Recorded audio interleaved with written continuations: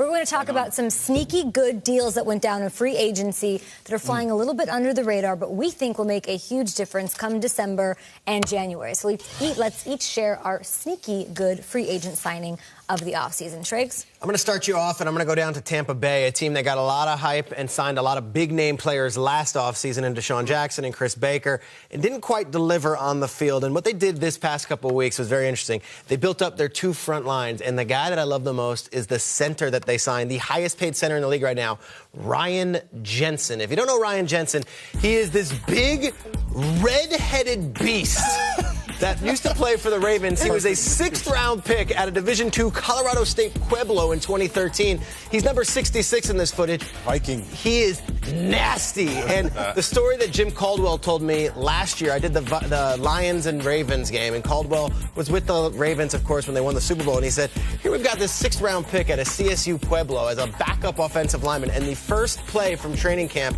from scrimmage, he goes and picks a fight with Haloti Ngata. Do it. And he just punches him right in the face. And he does not. And everyone breaks it up. I don't believe and the sixth-round rookie is like, let's go, let's go. And he's known around the league as one of the nastiest son of a guns there is. The Buccaneers were big on this. The Colts sent a private jet to recruit him. He signs with Tampa. He shows up to his press conference in a salmon-colored sport coat with his big red hair. Salmon and red? Salmon and red. I saw that. It's a delicious look. Delicious. Ryan Jensen is going to start fights. And look, Gerald McCoy, we love him for all the Batman stuff he does and all the great stuff he does in the community. Samurai. Don't be shocked if day one of practice in August that this new free agent signing comes up and just punches Gerald McCoy and says, ding. I'm here. Like, let's go. Like, I love it. He wants He's not buying it. I believe a lot of stories. I don't believe that he punched Haloti Ngata in the face. Punch Haloti Ngata in the face. That's normally not a good idea. I need to hear that from Haloti Ngata. Full-out fight going on in practice. Jim Caldwell tells the story. He says they had to break it up. That's what the Buccaneers need. They're in a division with the Saints, the Panthers, the Falcons, tough, angry Let's teams. go. The Buccaneers were in fourth place in the basement. This is kind of do-or-die time for them. Yeah. I love Ryan Jensen. He adds a toughness, and he brings that AFC North feel to it, to a team that was a little soft last year down the stretch. Not talked about. I love that. As long as the Saints are around, they're always going to be second best. There you go. There's the bench. There's the homer. There he is. Looking at gas now, baby. Reggie, who What was do you your got? sneaky good signing? I'm going to go with LeGarrette Blount to Detroit Lions, rekindling his relationship with the head coach, with Matt Patricia. And I think the record of not having a 100-yard rusher can be broken this season with LeGarrette Blount, because I love what this guy brings to the table, man. He's aggressive, he's nasty, he can run around you, he's shifty. He can jump over you. We've seen him jump over people a lot of times, which is hard to do enough as in general. But he's what, 230 something, and he's jumping over people. But then also, I'm not much of a stat guy, but as we talked about, 3 rings in the last 4 years. That's the stat. That's the stat. all you need. Talk about the stat that I value. Talk about all I do is win. 3 rings in 4 years. That's unheard of. And then he also has the most playoff rushing TDs in the last 20 years with 11 rushing touchdowns. So this is a guy, this is a winner. This is a guy, when you talk about changing the culture of an organization, and you have to bring guys that know that culture. Matt Patricia wants to bring guys that know that culture. Who better than LeGarrette Blount to know the culture of the Patriot way? I love that. Now, if he gets a 100-yard game, will you be sad a little bit? How are you going to feel? Don't you like holding on No, to because that? he's my boy, and I'm always rooting for him because I feel like he hasn't been paid Will you invite yet. us to the parade when that happens?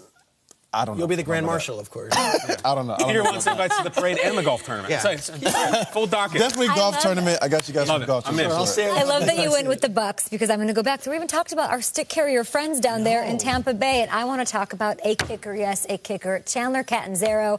Newly married, congratulations to him, and newly a Buck. He got 3 years, $9.75 million, 3.75 of that guaranteed.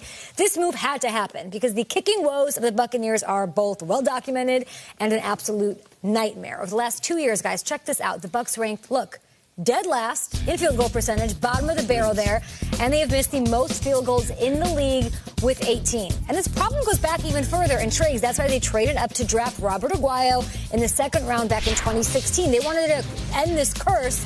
It didn't go as planned. I feel for the stick carriers down there, the heart-wrenching losses, the missed kicks, and I know that they're loving the signing.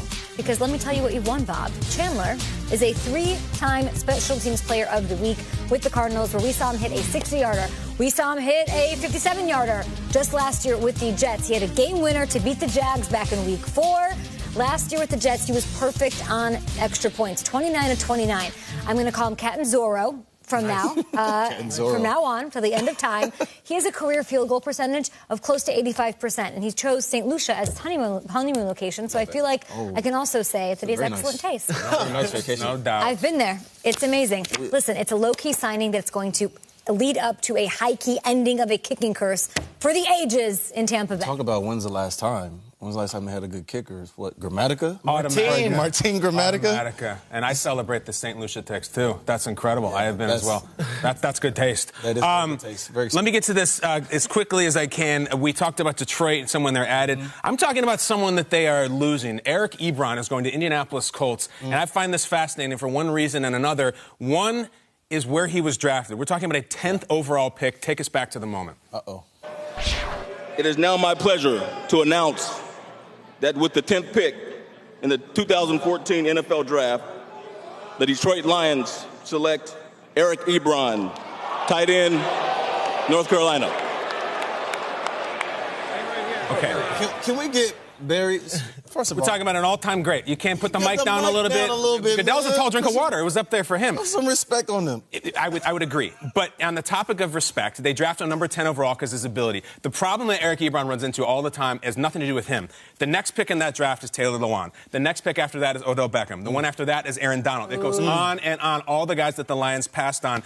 And Ebron is a very emotional guy. If you would kept the clip going, he's crying. He had proposed that day and all kinds of things going on. Here's the problem. He's got some things between his ears, all right? Rookie year, October 2014, he says, man, you just start to get zombified sooner or later. I don't know if that's a word, but your brain stops. Last October, I feel like I'm down in the dumps and I'm not mentally engaged. Last December, I'll never make this fan base happy. This guy was mopey. He needs a change of scenery because he is a top 10 overall pick talent. I also think maybe a rebrand, all right? Instead of Eric Ebron, I think maybe go with Eric Ebron. Like, it sounds like LeBron. You're going to basketball-loving Indiana. You know, Joe Theismann used to be Joe Theismann, and he changed it to Theismann so he could try to win the Heisman. It didn't work, but I think Eric Ebron. This is Ocho Cinco. We are all witnesses. Just think about it. You need a rebrand, and Indiana loves hoop. Eric Ebron. Luck to Ebron. That's my advice, but I think he's going to ball.